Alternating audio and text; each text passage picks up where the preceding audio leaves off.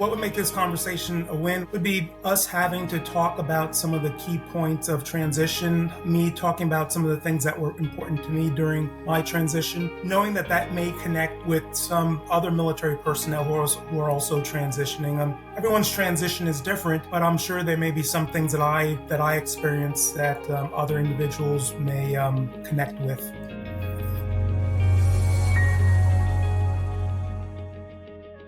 Welcome, everybody, once again to the Military Retirement Podcast. I'm sitting down with a very special guest today, Mr. David Grant, just retired recently on 1 June, and we are going to be talking about all things Soldier for Life, as well as many other topics in the transition process for your retirement, things of that nature from the Army perspective. So with that, thank you, David, for joining me on the show today. Glad to have you. Thank you, John. It's great to be here. Look forward to talking with you. Yeah, I think we're going to have a fun one today. It's going to be good.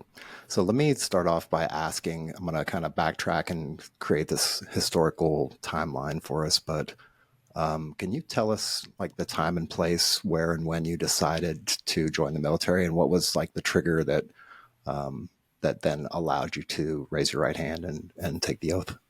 Yeah, absolutely. The trigger was my mom. I grew up about 20 miles south of West Point in a small town called Spring Valley, New York. But the funny thing is, when I was in junior high and high school, I never remembered anyone really talking about going to West Point or even West Point as an opportunity. So it was my summer of junior year. My mom said, "Hey, let's go for a drive," and I honestly did not know where we were going, and she ended up taking me up to West Point just to drive around. At that point, the post was open; you could easily just drive around there. And she said to me, "Hey, why don't you consider going to West Point for college?" It didn't dawn on me because I wasn't thinking about the military. I never had any other family members who had served a career in the military or even had served in the military. My parents had recently immigrated from Jamaica in the 60s, so no one in my family had served. And so my mom mentioned it to me. I kind of just said, I kind of just acknowledged and just left it at that, didn't think about it. And then about maybe 2 months had passed, and I was playing basketball at one of the local high schools, and in the gym was a big poster for West Point, and it had a postcard that said, "Take one." And the only reason I took one was because I remember, that's the same school that my mom had mentioned to me. So I took one, filled out the postcard, and from there, that started my conversation and dialogue with West Point. And after I visited the school and I learned more about it, I realized it was something I wanted to do. Yeah, it's amazing. Serendipitous little things that happen in life that Right. drive you to these decisions.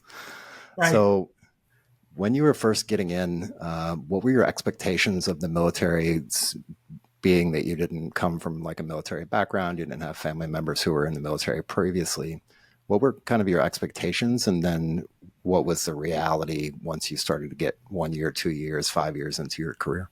It was challenging because one, I didn't have any prior experience with the military from talking to grandparents or aunts and uncles or anyone. So kind of what I knew about the military was what I may have watched on television, what I read in books. Which isn't always an accurate depiction of the military. And then going to West Point, that's not obviously it's the military academy, but life at West Point is much different than life once you're actually commissioned and in the Army. So it really took some time for me to finally realize that, wow, this is what the Army's like. My first duty station was in Panama, Fort Clayton, Panama, and I kind of laugh at it now, but I remember at one point after I had recently got to Panama on the installation, I said to one of the officers, in the battalion, I said to him, "So we can walk around the installation in our civilian clothes all the time." and that was obviously not during duty time, but in your off time, where going to the military academy, there's that mindset of wearing the uniform, like all the time. But so those little things made a difference. But to me, what I really appreciated once I, you know, was actually in the army and at my first duty station was just how much everyone looked out for each other. And to me, that's a big deal, and that's something that I've noticed that has stayed with me throughout the 30 years that I've served. It's just the way that soldiers look out for each other. Yeah, it's one thing I noticed when I came in as well, within that first few months after basic training and just hanging out with people, and the transition between basic training and AIT was really learning really quickly from one of my friends' grandparents that was also military. And they were like, once you join the military, you're joining another family. So you have your family at home, your atomic family, your mother, your father, etc.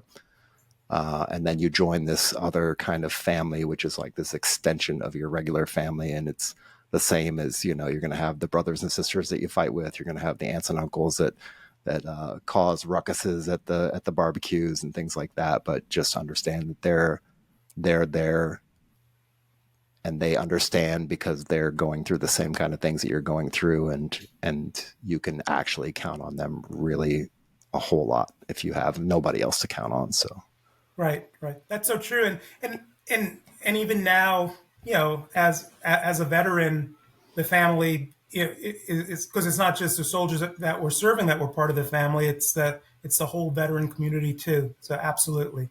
let me move on to the end of your career. And before I do that, let me preface it with, can you just tell us how many years you served in total, and when you came out, what rank you were? Served for 30 years, and when I retired at the rank of colonel. Just want to make sure that the audience knows that if we don't already have it in the notes or the title or somewhere. So as you were approaching that last few years of service, when did you actually get to the point where you made the decision, either mentally, or you were just like, okay, this is the stopping point, or you already had it predetermined maybe from a long time ago of when you were actually going to come off of active duty service?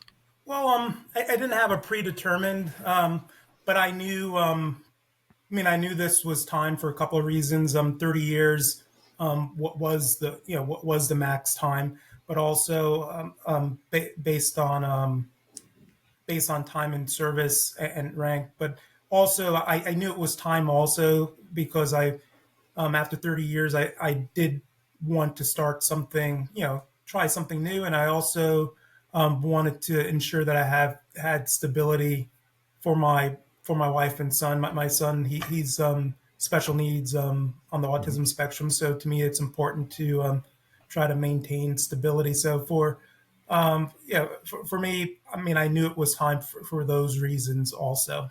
And as you were getting prepared for your transition out and getting prepared for your retirement, were there any like heavy conversations that you may have had with your wife, any kind of mental conversations you had with yourself, like a self dialogue or anything like that prior, or maybe along the way to getting out, things that you might have thought of or things that you might have noticed along the way?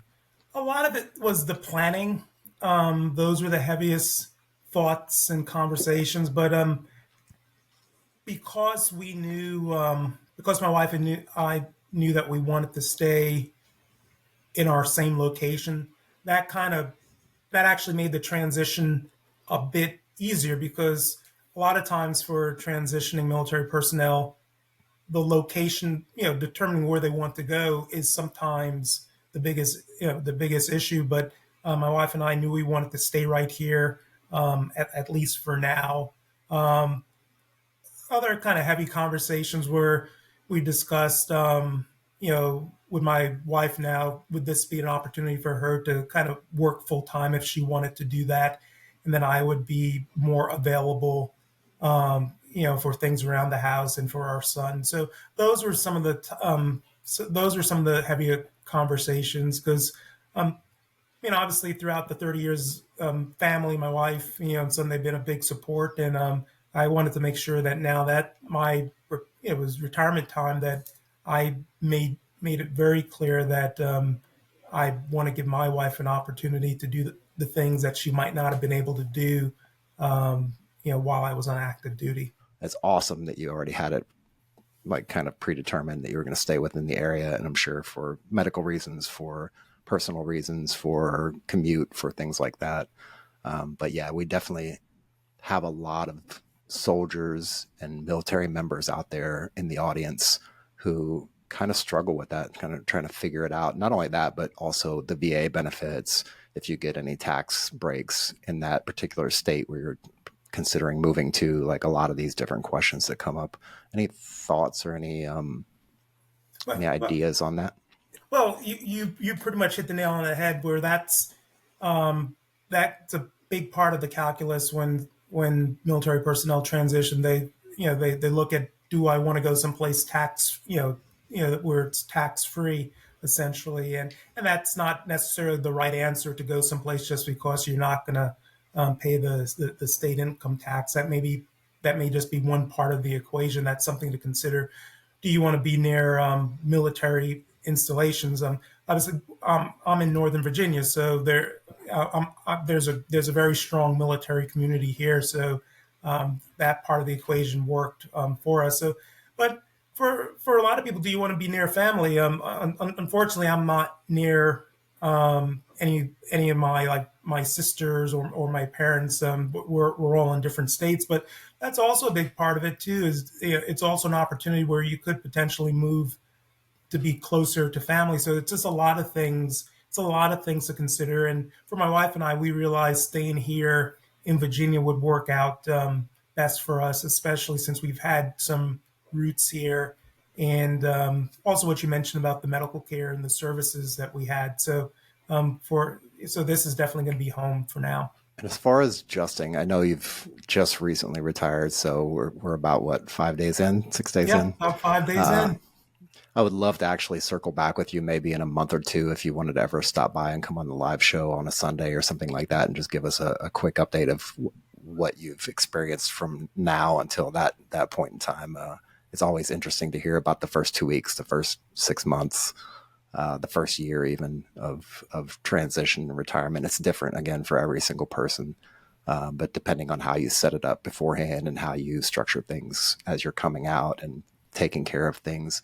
On that note, taking care of things, I wanted to ask you about something that's really, really important to the community and to the audience, the benefits delivery at discharge program. And if you were able to participate in that, how was that experience? And what did it look like for you? Highly recommend that. Where it was back in December, I reached out to a local VSO so I could start the process because I did want to have my packet submitted as soon as I was eligible. And January, well, yeah, no, within December, it's at one point in December, mid December, that's when I was eligible to submit it. So I reached out, and I tell you this: once we submitted the VSO was a great help with submitting my information, but a lot of the onus, um, I've heard different stories from different perspectives from soldiers when they've gone through this process. Some soldiers made it clear to me that the VSO goes through and checks everything, in order to put the claim and kind of identifies things in your records. I went through all 30 years of my record. I identified anything that the doctor, said was a diagnosis, and I also provided that list to the VSO to assist the to assist the VSO because it's challenging. Where I couldn't imagine the VSO going through so many records and finding everything. So it's really a team effort to work with the VSO to make sure that they can put together a packet that's accurate. But I thought the process was great. I'd say within 2 weeks of the VSO submitting it to the VA, I started getting emails about appointments. That's how quick it was done. And I'd say in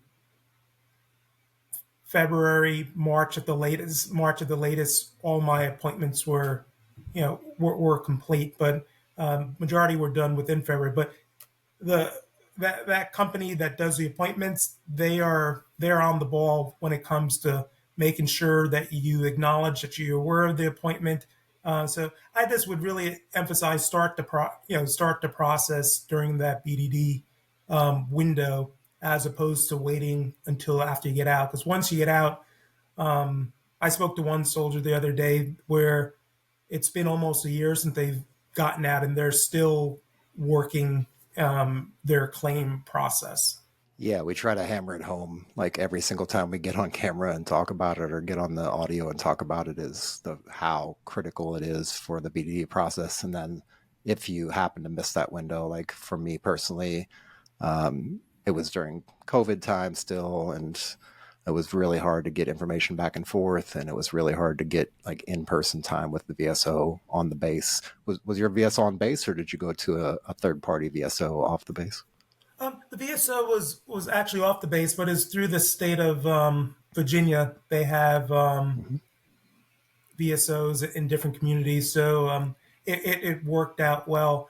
And I'd also, depending on where you are, I'd also look at their schedule. At least here in Virginia, there's a website we go to schedule with the VSOs, and quite a few of them were booked up for several weeks out. So if your window is going to open next week, it's not as if you can just go onto the website today and assume you're going to get an appointment next week. And heaven forbid that you wait until you're close to that 90-day point, which is the end. Heaven forbid you wait till like day 100 and say you're going to submit it and you don't have an appointment. You may not get the VSO that you had were planning on just based on their schedule. So definitely recommend to plan it out early. I definitely recommend to request the your medical records as early as possible. Where I'd even say, even a year out, request your medical records because you can always go back and get the remainder of them. But if you've served for 20 years or even, regardless how long, 10 years, or at least you get the bulk of your records up front. And then any other appointments that come up, you can always request those records, but at least you'll be able to start going through, those records early to identify anything which could be a potential claim. Yeah, that's right. That's right. And also along those same lines, did you have any records that you had to get from outside, from like a third party, from a civilian doctor or anything like that, or were all yours through the military? Well, I was really surprised to see that when the civilian doctors that I had gone to, the records were already part of my military files. When I was in recruiting up in Albany, New York, I had gone to a civilian doctor. That was my primary care, and I was just very surprised that those records were in there because I thought I was going to have to reach out. Didn't remember I wouldn't have known who to reach out to because I don't even remember the name of the practice or anything. So I was really happy to see that they were there. Mileage may vary depending on who you went to, when you went to them, if they got the records and put them into the system, if it's the new system versus the old system. So many variables now. I'm glad that they're starting to like consolidate that stuff and get it kind of streamlined a little bit more. So I know today getting your medical records is a lot easier process than it was a year ago, than it was 5 years ago. So it seems to be getting incrementally better over time. Hopefully we get it down to a science where they can just send the records directly to the VSO, but Right. it's neither here nor there, right? Right. So I want to kind of switch back to reflections on your military service and, of course, reflections on your transition process. And if there was anything in that process and also in your service that kind of stood out to you as an aha moment where you had this kind of epiphany of some real insight that you got from, say, your military service or during your transition process, if there was something in the process along the lines of, say, a resume writing class or one person that stood up and spoke in front of the audience that was really, really good. Trying to give them some flowers, as they say. Right. First of all, I want to start and say I was very pleased, very happy with the support that was provided during the transition. I went to the transition assistant class here in Fort Belvoir, and what I really liked about it, yes, they have the core classes, the core required class that everyone has to go through, which I thought were very useful. The resume classes were a big help. The classes, if about starting your own business, were a big help. But what I thought was really unique is that they they even had elective classes where they weren't part of the mandatory classes, but like for example, dress for success was one, and just things that we may take for granted, where having worn a uniform for several years, some individuals may not really kind of realize about the dress for success and dress in the business environment. I thought that was a big deal, and really all the various job fairs that take place on the installation and in the community. That to me, those were a big help, because those were opportunities for, and they still are opportunities for, for me to speak with recruiters and representatives from different companies about any tips that they may have. So I definitely advise individuals to one, take advantage of the TAP classes wherever you're located, and if TAP is offering more, definitely take advantage of that too. Go to those additional classes, because for me, those only helped. There are a lot of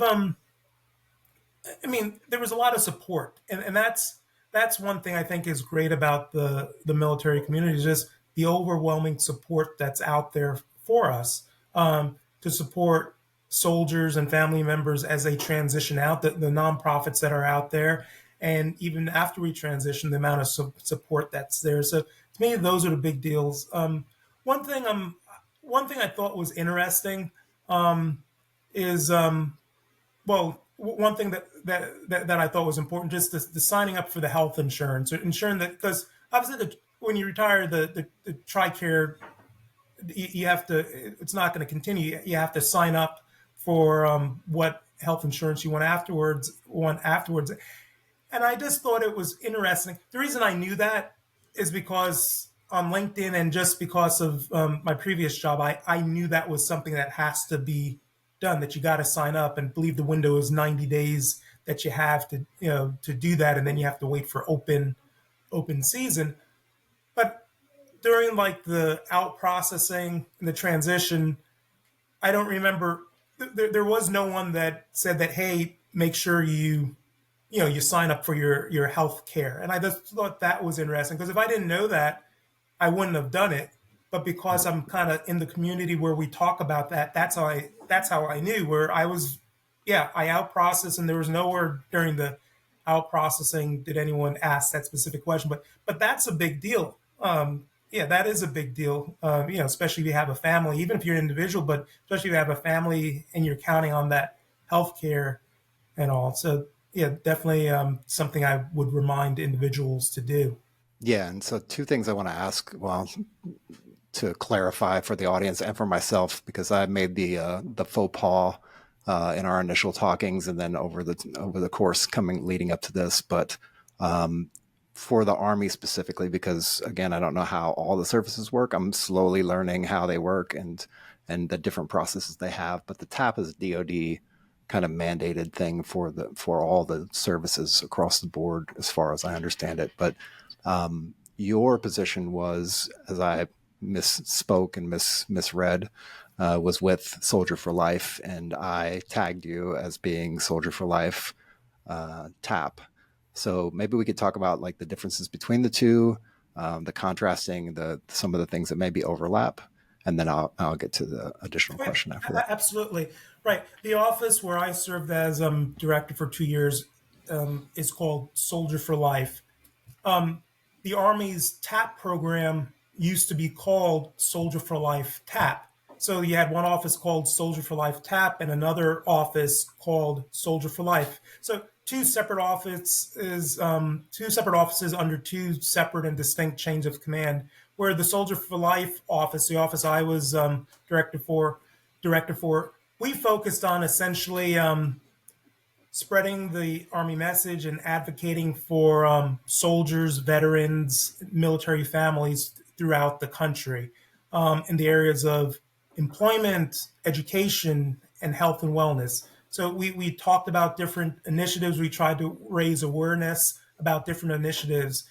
So that's what Soldier for Life focused on: raising awareness, highlighting things that may be important to the military community, also to the private sector. Talked about the importance of hiring veterans and military spouses.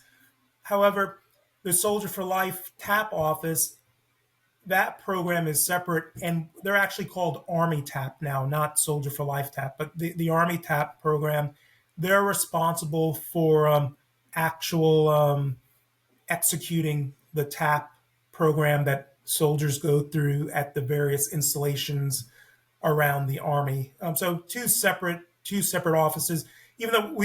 Even though we work together and collaborate together on different things, it's two distinct missions. This question is going to kind of span both subjects, but are there any things specifically in the TAP process that you noticed? Like you had mentioned the life insurance. Are there some things that you noticed maybe in your TAP, or you've heard from other folks over the last couple of years mention specific things that were actually part of the TAP process that maybe weren't really covered, or maybe they were covered too fast or something? Because I know a lot of people go through, myself included, go through the TAP process and we're like, this is a fire hose of information, so much so that I signed up to do it a second time, like the whole week, a second time through, a few months down the road from when I initially did it. But anything that stands out that are less known topics that maybe don't get discussed or get kind of glazed over or just omitted for whatever reason that people out there should need to know about? Well, I mean, the thing I like to mention is one of the great things about the TAP process. It's not just the instructors that were teaching, but it's the fact that you're in a room with maybe 30 to 40 other soldiers going through the same process. And that's really where I learned a lot and kind of had a lot of aha moments, is just from the questions that they may have had, or just talking to them. Like, for example, there are some, remember one soldier that was transitioning, he had he made this matrix to help him go through the disability process, and the matrix was actually pretty helpful. And he shared that, where it didn't even come up during the disability portion of TAP. It just came up randomly during TAP, where these little tidbits. So his matrix was a tool that he shared with other people, because we realized that it was definitely worthwhile. Even even different techniques that different soldiers were using, where there is one soldier that I was speaking with, and he expressed to me that he'd already spoken to at least 30 individuals, had he connected with at least 30 individuals on LinkedIn and spoke with them, had set up appointments with them to talk to them about their careers. And to me, that was the most, to this day, that was the most proactive I've seen someone with, utilizing LinkedIn to connect with individuals that they don't know, but they know through LinkedIn, but to help them get a better idea about whether or not they want to work for a certain company, or whether or not they'd like to pursue certain types of employment. And so those types of tidbits really were a big help, and that helped to motivate me in different areas. Even the career skills program, that was a portion of the TAP, where a career skills program rep spoke. But having different representatives talk about the program, the different career skill program that are out there, to me, that was a big deal. That was a big deal too. So a lot of tidbits really come up, not from the structured course, but during the questions and during the breaks. And also, that's just, to me, another reason why I think that especially the TAP in person, because I think at one point during COVID, a lot of installations were just doing it virtually, where you miss out on so much of those side conversations when things are done virtually. So definitely value a lot of value there. Yeah, I unfortunately I did mine through, well, the first time I did it through online, and yes, you do miss out on a ton of conversations and the interactions and the sidebars and kind of the outside of the building on the way to lunch kind of little Right. chats that you have with people. That's one of the downsides to being virtual and remote, but only one of the few downsides. The rest is upside for me. Um, So actually, I want to ask along those same lines, and that's interesting you brought that up, and it's kind of what I try to do when I'm trying to gather guests, and that's some of the ways that I connect with people as well. But how do you feel about personal brand and personal marketing for yourself, whether you're coming off of active duty now or if you're going to be coming off of active duty in the next couple of years? How important do you think that is once you get outside on the other side of the tracks? I definitely think it's important, and I know individuals, different people execute their branding differently. Whether you're using LinkedIn as a way to get your brand out there or social media to get your brand out there. I think it's important that each individual understand that they have a brand, whether or not you're putting out there on social media through LinkedIn or other websites. When someone hears your name, when someone sees your resume, or someone sees you on social media, you're portraying a brand. So it's really up to each individual to decide how much, how actively do they want to be pushing, promoting their own brand, whether it's on social media or elsewhere. But definitely that brand, and I'll even make brand and reputation Mm-hmm. equivalent. It's important. It's important. So when people hear your name or they see your photo, positive thoughts come to mind. And by connecting with more people and developing positive relationships with more people, that helps people to know who you are, to know what your brand, what your brand or reputation is. So yes, I do see the importance in it. And I want to kind of jump back for just a second and ask about Soldier for Life specifically. I know before I was getting out, I was getting emails and I was involved. I was actually part of the MRT experience for a few years, for the last several years before I got out, which used to be under SFL. I don't even know if that's a thing anymore or not, or if they've integrated it into some larger umbrella. But as far as veterans on the other side, veterans coming off of active service, um, in the Army specifically, what kind of things do you think maybe are important for veterans to be able to be aware of that they may not be aware of, or some kind of highlights of SFL on the other side as a veteran?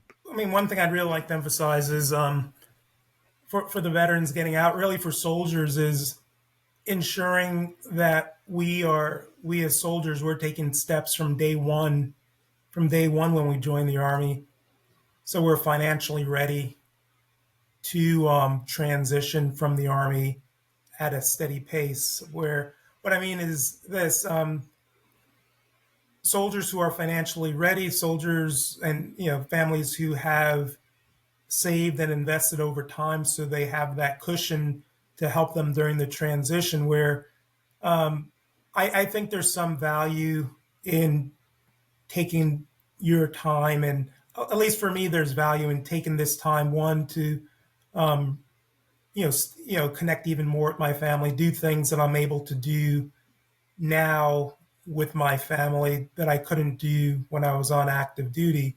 And I think that's important for for all of us, for all soldiers, to kind of save up and have that that cushion, so we don't have to rush and go after that and take that first job opportunity, even if it's not what we want to do, but we're taking it because we need to keep the income coming in. Where if we can get to a point where we have a several months cushion, that gives us more flexibility in going after the job that we think that we really want. as opposed to a job for right now because we have to because we don't have any options.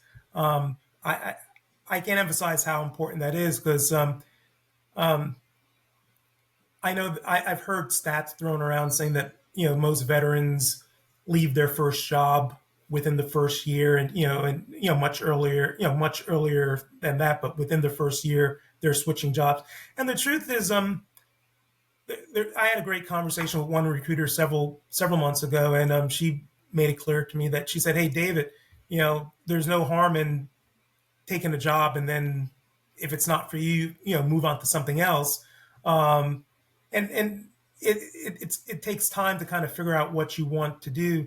Um, I'd rather not take a job and then leave because it's not the right fit. I want to kind of do my homework first and say, yes, this is a job that I'm passionate about the organization, I'm passionate about the mission, I'm passionate about the role that they have me in. I'd love for those things to line up, for my next for my next opportunity. But I think bottom line is my point is something that's very important is having that cushion so we don't have to rush and take the first opportunity. There are tons of John. There are thousands of nonprofits that are out there. There are tons of nonprofits that are out there to help us find employment, and even with the career skills programs for soldiers to go through. The question is, are we finding the right employment for us? And for each individual, that's a question that only each person can answer for themselves. And fortunately, there are a lot of tools out there to help us. The career skill programs, the companies that have they may not necessarily have career skills programs, but they have veteran hiring initiatives. So there are a lot of resources that are out there. And I just think it's important that, for the military community, for soldiers to kind of look out for these opportunities early on, where now in the Army, you can, it's gone on for, I think, at least a year now, where you could request retirement 2 years out. So that's the even before then you and your family should start a family should start thinking about what I want to do, what do we want to do next. So but at the very minimum 2 years out, start thinking about what the next step is. And unfortunately, there are even some nonprofits that have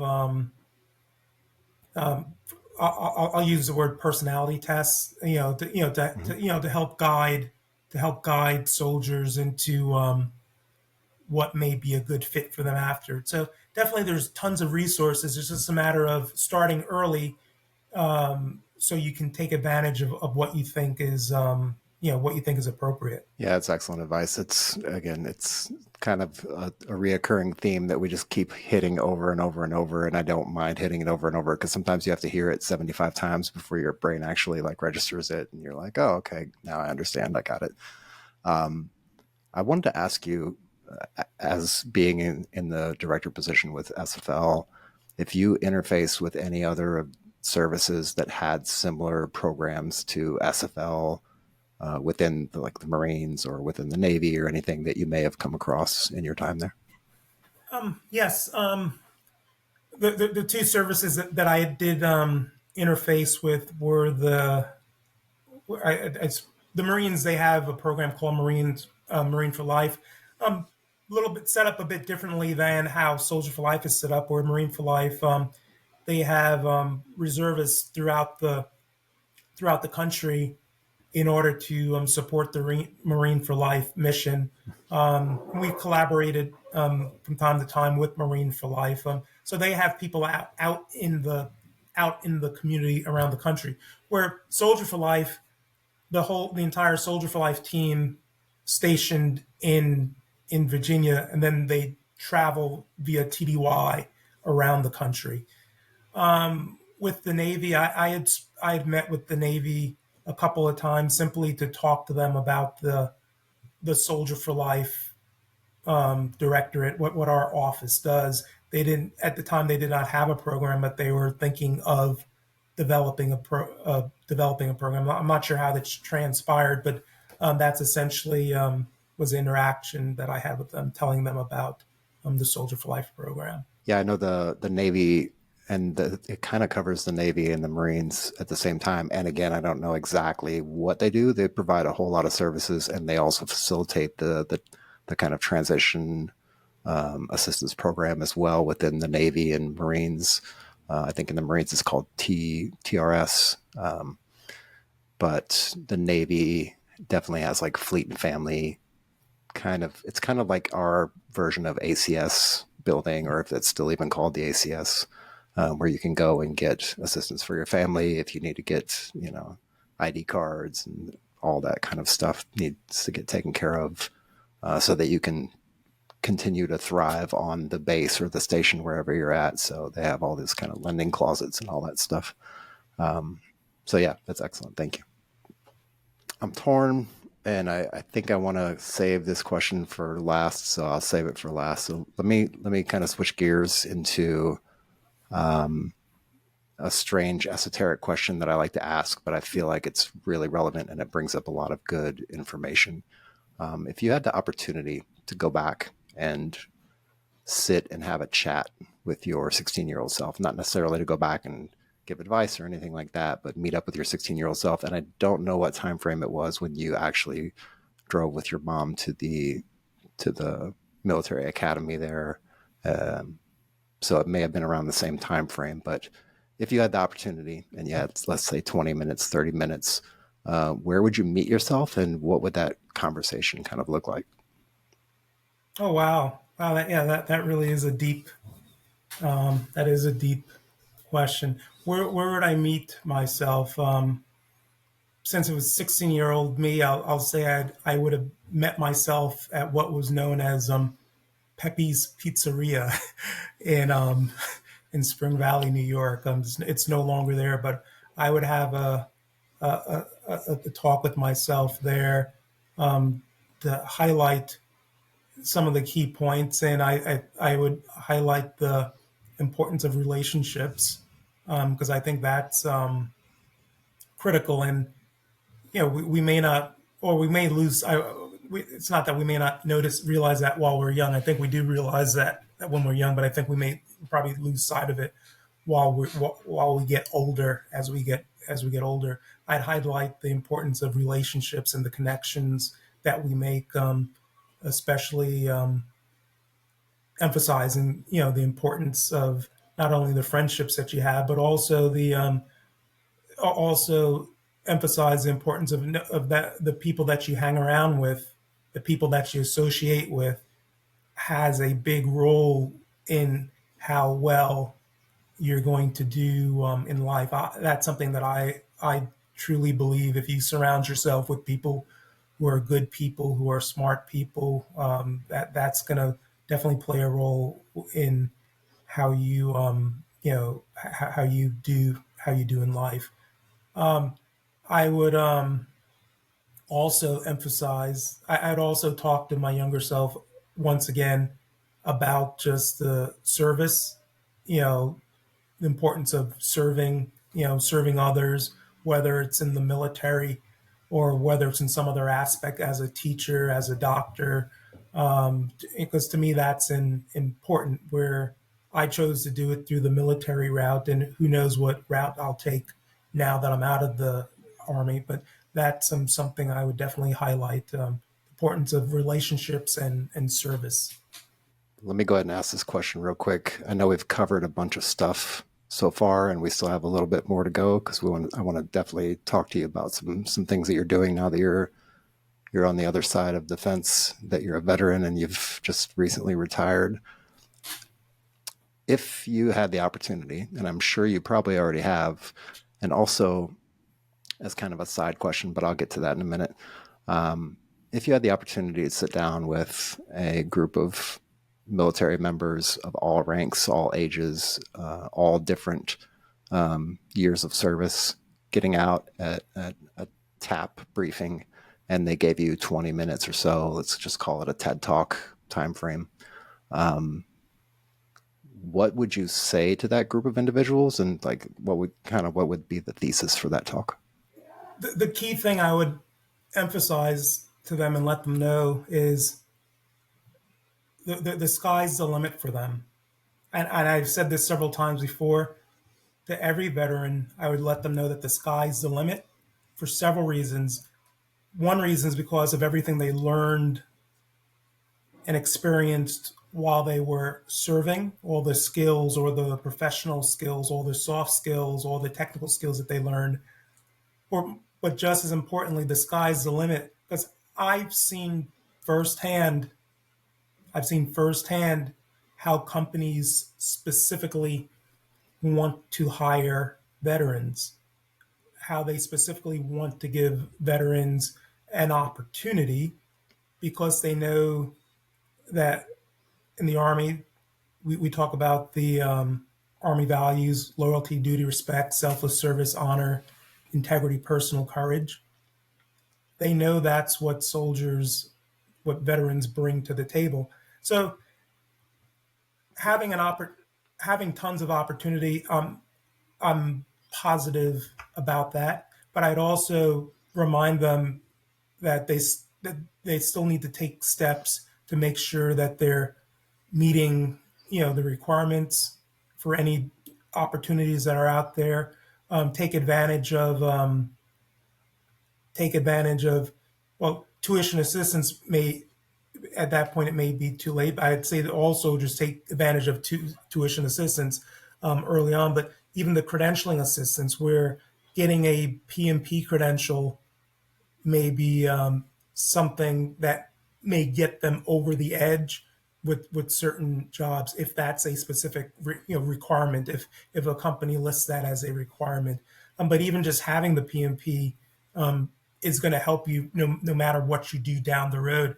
And there are different ways to get the PMP down, with the support of different nonprofits. There's different ways to do that, but definitely would emphasize to them that they know that they're going to have a very bright future, and also that there are tons of organizations and tons of companies that want to support them and want to hire them. The key thing is to take time to figure out what path do you want to go. And speaking of paths, I know you mentioned you're currently or in the process of vetting other organizations, other potential employers, trying to figure out the path that you want to go down. I like to call it, what do I want to be when I grow up? It just seems fitting for me. It's one of those things that you think about, especially in the military. If you've done 10, 20, 30 years, like that's a long time to be away from industry and the normal world. And then to jump back into civilian life, it's like re-navigating the world all over again, because there's so many different things. You don't have the free healthcare anymore, and you don't have access to like dining facilities, and you don't have TDY money to go travel all over the place and all these different cool things that we do in the military. But as you're going down this path towards potentially future employment or vetting different companies and jobs, what are you actually looking for? And then also along that, what are you doing in your personal time in between not working? Because that can become a contentious point as well for veterans, where they've got kind of this anxiety of getting out of active duty, and then they're out in the free world, and then they're trying to apply for jobs, or they've been applying for jobs and they can't seem to get the job, whether it's because they're not going to hire anybody else, or they weren't picked on the selection list, or maybe they didn't do so well at the interview. But what are you doing? And then what are you also doing in tandem with that, with your spare time now? And I know it's only been a week again, but I'm sure you've been already thinking about this a lot. What's that look like for you? Right. It's only been a week, but the wheel's been turning, and unfortunately, I've been taking steps to make sure that I'm prepared for the next thing, for the next chapter. I mean, I'll be upfront with you. I've actually been enjoying this time and this opportunity, to kind of spend additional time with my family, with my wife and with my son. And yeah, you can't put a dollar, yeah, definitely can't put a dollar amount on that. Career wise, looking at different opportunities, most importantly for me, something that really excites me, something that I feel passionate about, and something where I feel like I'm really making a contributing and making a difference. So different. There've been a few opportunities that I'm looking at, but I really want to make sure that whatever I do, gives me. I don't know if it's possible, but what I want to do is I want to do something that gives me that same feeling as when you put on the uniform. Um, and maybe that's not possible because we all heard people say thank you for your service. There were so many times when I would get off the bus in my in, wow, my retirement ceremony. I kept a straight face, but this is the only time. Yeah, I want to do something where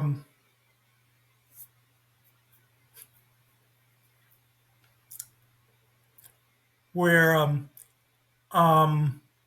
as motivated as the army.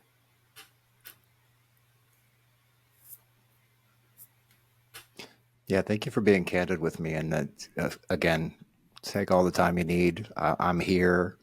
Sometimes this turns into my own personal therapy session for myself, but also sometimes it does bring up emotions. So you're in the company of a lot of caring people and a lot of friends in the audience and in the groups that may see or watch or hear this. So for sure, take your time with that.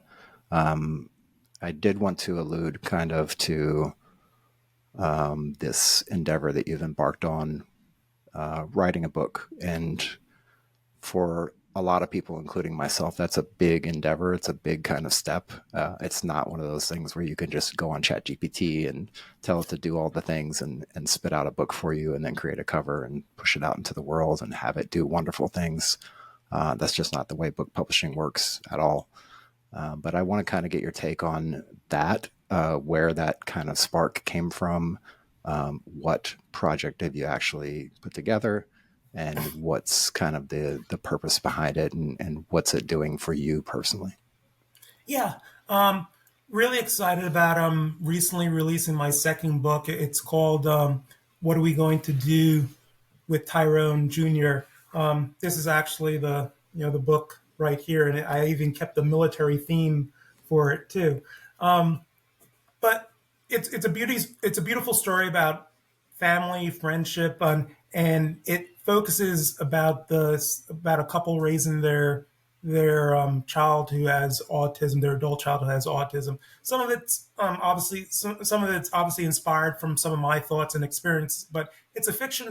Although it's a fiction story, I really think readers will find it not only entertaining but also educational. Um, so it shows the challenges that that family members that who have special needs. It shows some of the challenges that families may go through when they have a loved one who has special needs. And everyone who has autism is different. And so everyone's experience is a bit different. But I feel positive that many people will relate to it. But it'll also be educational for families, for readers who've never, who don't have much interaction with individuals who have autism or special needs. I could tell you this. One thing I definitely want to emphasize is, you know, my son, he was diagnosed back in, I think it was early 2000, so it was still fairly early in my career. And one of the things that really, helped me, my wife and I, well, helped us throughout our career was the Army's Exceptional Family Member Program, where the fact that assignments managers, they take into account the the medical facilities, the support services in the different communities, where that makes a big difference. And I just think it's important for soldiers to realize that there is such a program, and to utilize, make sure that they're enrolled in that program if they have loved ones who meet the requirement for it, especially for individuals or special needs, because everywhere is not the same when it comes to getting support and services for loved ones that have autism. A lot of research needs to go into that. So I really think that the novel that I wrote, although fiction, it highlights will highlight some of the challenges, some of the challenges. But at the end of the day, I really think it's going to be something very educational and entertaining for the reader. Yeah, that's excellent. And that's kind of to tie it all together with what we just talked about, as far as moving into something that's meaningful, moving into something that drives and creates this feeling of passion inside, the same way it does whenever you're in uniform, because that's a lot of the conversation outside from my perspective. Again, I've only been out for, I don't know, 3 years and some change. Some members that I've spoken with have been out for many, many more years. Some are just getting out. It's varying degrees of time being a veteran, but it's probably one of the key topics that we discuss in our day-to-day conversations, is really just the camaraderie, the kind of feeling of purpose.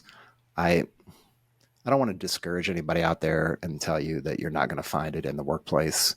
You may or may not find it. It depends on the job. It depends on the work environment. It depends on the transparency of the organization, their openness to, veterans or not veterans, things, those kind of things. But I think, at least from my experience and what I've seen and what I've been kind of gathering over the last couple of years, is you're really gonna find it more doing your own thing. That's what I'll say about it. Whether it's writing a book, creating a podcast, doing artwork, or doing some kind of woodworking, or creating music, and it seems like these really non-job things, like nobody would call podcasting a job. Well, they might call it a job nowadays, but maybe 10 years ago they wouldn't. Certainly being an author is definitely a job, but as you probably know, it takes time. Like, you have to do a lot of work. You've got to sit down and write the book, and then you've got to get it edited, then you've got to get it with your publisher and figure out the publishing, and like all those things that have to happen. And then beyond that is like the sales and getting ranked on, say, an Amazon or somewhere for your book to start to take off. And I know sometimes that takes time, but I know there's no diminishing value on the amount of passion and joy and like the return on investment of doing all that work, even if it doesn't go like #1 bestseller and sell 50,000 units. I don't think you can compare the return on investment from that, the feeling that you get back from that. That's kind of what I'll say about that. Right. Yeah. No. Absolutely. Absolutely. Everything you said is so true. So much goes into writing the story. And with my story, I wrote the story, then I found the editor, someone to edit it to, make sure everything sounds coherent. And then I found an artist to do the cover. And then after the book is complete, then it actually, the getting the word out about it, that's almost like a whole job, a whole job to itself, the marketing piece. But yeah, you're right. There's a level of passion that goes into these creative endeavors. Definitely. Yeah, I really want to just ask you maybe one or two more questions, but really the main question that I want to ask you before, because I want to be respectful of your time and make sure that we're keeping in within the boundaries of the timelines that I set. if you had the opportunity to, say, put out a post on LinkedIn and you knew that that post was going to reach 10 million people, like it was just guaranteed that that was going to happen, what kind of message would you want to put in that post? Like, what would you want to send out to the world? Wow, that's a deep question. Um, Something motivational, maybe even something simple like be kind. Um, I'm not going to post something about this is how you make $1 million or this is how you get the best job, but if 10 million people are going to see it, I really would emphasize, essentially be kind, especially with everything that we see, that goes on, in the world. Definitely be kind. Yeah, it's excellent. It's impactful, impactful for sure. Yeah. Okay. So I really don't have much else. Is there anything that we haven't covered that we haven't discussed yet that maybe I glazed over or skipped over or something like that that you feel is important that you want to bring up before we start to wrap it up?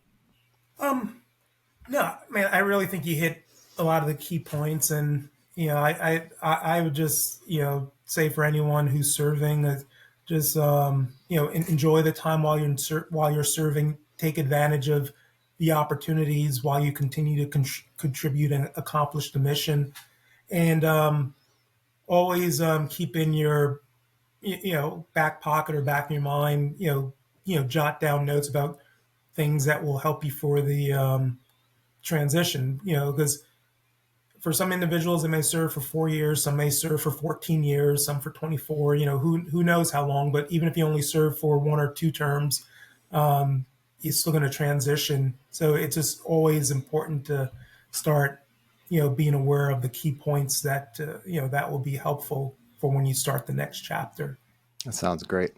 So before I let you go, I just want to give you the opportunity to let everybody know out there if they want to get in contact with you, if they want to connect with you on social media or something like that, and if they want to be able to find where they can check out your book as well, Oh or yeah, any other links that you want to throw out there. I can throw them in the show notes. yeah. I'm happy to connect with everyone on LinkedIn. David Grant. If you put David Grant Soldier for Life or David Grant U.S. Army, it should pop up. Also, I started a author website called David's Bookcase. So that's David's without the apostrophe and with the S, David's Bookcase.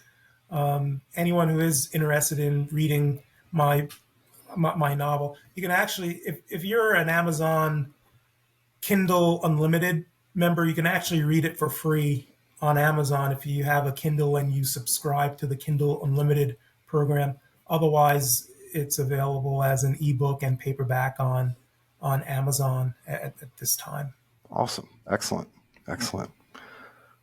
Yeah, I'll definitely get those down in the show notes and make sure that we can get people connected with you and not only get the word out, but also just put out more great episodes. It's really been a pleasure to sit here with you for this hour that we've been sitting here. I'll just wrap everything up and say for you, the listener out there in the audience, if you need to find us, you know the drill. You can check us out on YouTube, of course, if you want to see the video version. Also on Spotify is the video version of this conversation. We are on Apple podcasts and everywhere else you listen to podcasts. If you want just audio only while you're driving or while you're taking a walk or washing the dishes or whatever it is you happen to be doing. You can also find us on Wednesday evenings on Reads Across America Radio. We are there. And yeah, if you like what we're doing, give us a like, give us a thumbs up, hit all the buttons, the up thumbs and the down thumbs, hit all the buttons. It's fine. We don't mind. And if there's anything you want to ask or if you want to leave some comments below to David or myself or to Victor, of course, just drop us some comments below. With that, thank you very much, David. It's been it's been a pleasure to sit with you today, and I'm very, very happy and glad that you took out the time to spend with us. I hope it was productive for you as well. Thank you. I really enjoyed this time. It was amazing speaking with you. All right. Until next time, we will talk to you all later. Thank you very much, and out here. All right. Great. Awesome.